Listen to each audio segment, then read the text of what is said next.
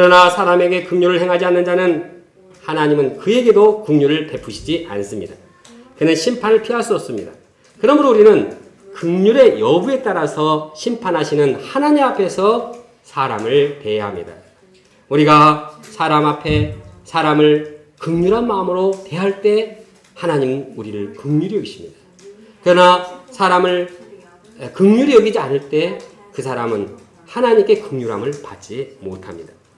우리 공동체는 대학생들이나 지성인들을 중점 대상으로 섬기는 모임입니다. 이들에게 관심과 사랑을 기울입니다. 그러다 보니 지성적이고 또 대학생들에 대해 관심을 기울이다 보니 나 자신도 모르는 사이에 그 위의 사람들을 무시하기가 쉽습니다. 뭐 무시하려고 의도적인 건 아닌데 관심을 별로 안 갖다 보니까 은연중 차별하기가 쉽습니다. 그러나 사람을 차별해서는 안 됩니다. 하나님께서는 각계각층의 모든 사람들을 한결같이 다 사랑하십니다. 부자들뿐만 아니라 가난한 자들을 사랑하십니다. 75세 된 늙은 아브라함도 사랑하시고 아주 조그만 어린이들도 무시하지 않고 사랑하십니다. 38년 된 중풍병자도 사랑하시고 또 도덕적으로 타락한 창녀도 사랑하십니다. 하나님은 모든 사람을 사랑하시고 모든 사람을 귀히 여기십니다. 우리가 우리 모임에 있는 모든 사람을 사랑하며 섬기기 원합니다. 아직 어린 초신자들도 사랑하고 JBF나 CBF 어린이들도 무시하거나 차별하지 않고 긍휼을 베풀기 원합니다. 더 나아가 우리 모임에 소속해 있지 않는 많은 사람들, 다른 사람들도 사랑해야겠습니다. 참된 믿음을 가진 사람들은 하나님의 사랑하는 모든 사람을 사랑함으로 이제 대하는 자입니다. 사람을 차별하지 않고 그를 긍휼히 여기는 자입니다. 미국 뉴욕은 세계 각국에서 여러 종류의 사람들이 몰려오는 지역입니다. 여기에는 인종차별이 심하고 이로 인해서 갈등이 있습니다. 이러한 영향 때문인지 뉴욕 UBF 센터에서도 과거에 갈등과 또 다툼이 있었습니다. 그러나 백다희 선교사님이 지부장으로 세움을 받게 되었습니다. 그분이 뉴욕 UBF 센터를 섬기면서 하나의 원칙을 세웠습니다. 그것은 모든 사람을 차별하지 않고 대하는 것이었습니다. 백인이나 흑인이나 황인이나 똑같이 차별하지 않고 대했습니다. 더 나아가 믿음이 있는 자뿐만 아니라 믿음이 없는 자도 이제 겸손하게 낮아서 모두 귀하게 여겼습니다. 거기에는 선교 훈련을 받지 않고 장사하러 뉴욕에 왔다가 센터에 들린 자도 있었습니다. 또 그냥 유학하러 공부하러 온 사람도 있었습니다. 그러다가 그냥 도움이 필요해서 센터에 나온 것입니다. 그러나 백이삭 성의사님은 백다희 성의사님은 어떤 사람들도 무시하지 않고 긍휼을 베풀고 귀하게 섬겼습니다. 그때 센터 내의 다툼과 갈등의 분위기는 사라지고 동역의 그릇이 다 이루어지게 되었습니다. 더 많은 사람들을 품는 아름다운 믿음의 공동체로 빚어지게 되었습니다. 둘째, 믿는 자는 가난한 형제에게 사랑을 실천합니다. 참된 믿음은 행함이 따릅니다. 만약 어떤 사람이 나 믿음 있다고 주장하면서 행함이 연결되어 있지 않다면 이 믿음은 무의미한 것입니다. 그런 믿음은 진짜 믿음이 아닙니다. 이는 잘못된 믿음이요 헛된 믿음입니다. 믿음이 잘못되었으니까 이것이 행함으로 연결되지 않은 것이죠. 참된 믿음은 반드시 행함으로 연결이 됩니다. 참된 믿음은 행함과 함께합니다. 예를 들어 친구 한 사람이 먹을 것도 입을 것도 없이 빈 털터리가 되었다고 생각해 봅시다. 그런데 그 사람에게 아이고 참 안 됐구나.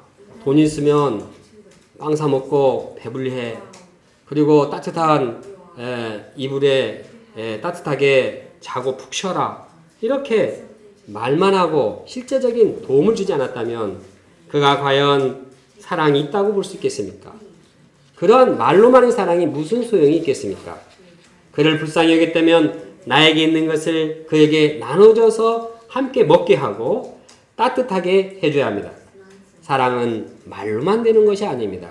사랑은 그냥 감상적으로, 감정적으로 사랑하는 기분에 도취되는 것이 아닙니다. 사랑은 실천입니다.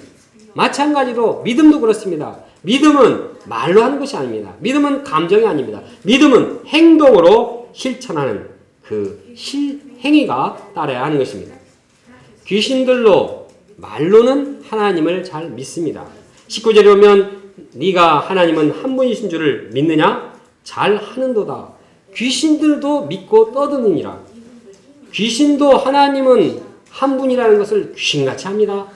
그래서 그렇게 말하고 그렇게 믿고 떠듭니다. 그러나 귀신들이 아무리 하나님은 한 분이시다, 하나님은 유일한 분이시다 이렇게 외치고 떠들어도 그들은 결코 선한 행위를 하지 않습니다. 오히려 그들은 악한 행위, 사람을 파괴하고 죽입니다. 이처럼 귀신들이 하나님을 고백한다고 해서 귀신이 참된 믿음을 갖는다고 말하지 않습니다. 그들의 믿음은 헛것입니다. 마찬가지로 신자가 믿는다고 말하면서 행하지 않는다면 그들은 귀신들과 다를 바가 없습니다. 신자가 귀신들과 다를 바가 없다니 참 이 끔찍한 말 아닙니까? 믿음이 있다고 하면서 행함이 없는 사람들은 귀신들과 같다. 아주 굉장히 충격적인 경고입니다. 그런데 본문에서 저자는 헐벗고 양식이 없는 형제를 돕는 예를 들었습니다. 그 이유가 무엇일까요? 이는 믿는 자가 행해야 할 일은 무엇보다도 가난한 사람을 실제적으로 돕는 일임을 말하기 위해서입니다. 우리가 믿음이 있다고 하면 하나님께서 사랑하시는 그리고 하나님께서 긍휼히 여기시는 가난한 자를 돕는 일을 해야 합니다. 우리가 특히 대학생들을 상대로 했기 때문에 가난한 대학생들을 도와야 하겠습니다. 뿐만 아니라 도움이 필요한 극빈자들, 기아에 허덕이는 우리 영혼들을 찾아서 사랑을 실천해야 하겠습니다. 우리가 굶주림에 허덕이는 북한 동포를 위해서 구제헌금을 적극적으로 동참해야겠습니다. 올 봄에 약 200만 명의 기아자들이 죽을 것으로 예상되고 있습니다. 이렇게 우리 형제가 굶어 죽고 있는데 우리는 나 몰라라 한다 하면 우리가 과연 이들을 사랑하시는 하나님을 믿는 자들입니까? 우리가 이들에게 사랑을 실천하겠습니다. 또 개인적으로 기아에 허덕이는 이러한 어린이들을 후원하는 일에 동참하기 원합니다. 더 나아가서 올해부터는 이제 교회 전체적인 차원에서 고아원이나 양로원이나 또 요양원, 장애인 학교 등을 찾아가서 사랑을 실천하기를 원합니다. 셋째, 믿는 자는 하나님께 자신의 베스트를 드립니다. 저자는 믿음으로 행하는 두 사람의 예를 들고 있습니다. 즉 아브라함과 라합이 믿음으로 어떻게 행했는지를 말씀하고 있습니다. 먼저 아브라함은 믿음으로 외아들인 이삭을 하나님께 바쳤습니다. 사실 아브라함이 자기 자식을 하나님께 바친다는 것은 참으로 힘든 일이었습니다. 왜냐하면 이 이삭은 아브라함에게서 최고의 사랑하는 존재요, 가장 귀히 여기는 존재입니다. 이 베스트의 이삭, 아브라함을 준다는 것은 참으로 희생한다는 것은 참으로 어려운 일입니다. 그러나 하나님께 자신의 베스트인 이삭을 기꺼이 드렸습니다. 그가 이렇게 드린 그 근거는 무엇입니까?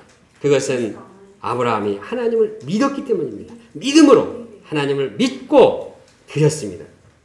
바꿔 말해서 아브라함은 이삭을 하나님께 드리는 행위를 통해서 그 믿음을 인정받았습니다.